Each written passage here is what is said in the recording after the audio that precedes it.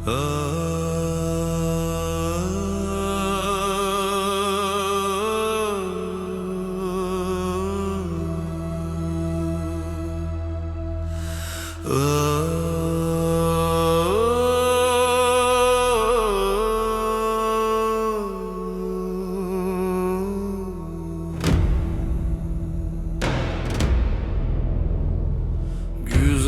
ne güzel olmuşsun, görülmeyi, görülmeyi. Siyah zülfün halkalanmış, örülmeyi, örülmeyi. Görülmeye, görülmeye, örülmeye, örülmeye. Güzeller içinde yarim, sevilmeyi, sevilmeyi.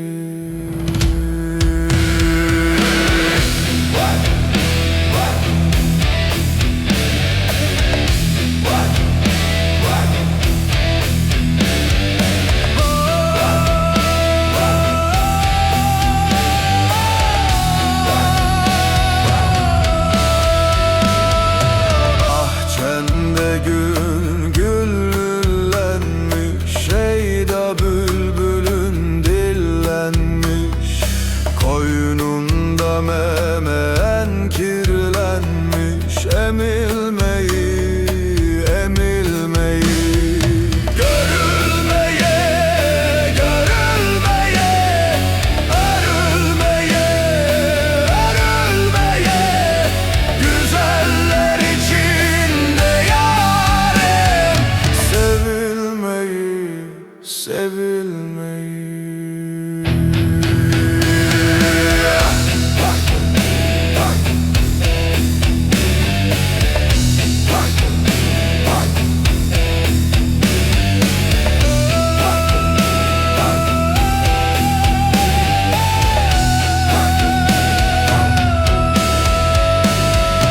Mendilin yudum arıttım, gülün dalında kuruttum.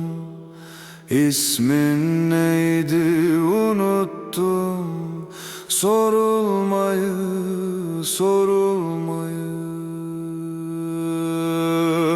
sorulmayı, sorulmayı, çağırmayı, çağırmayı.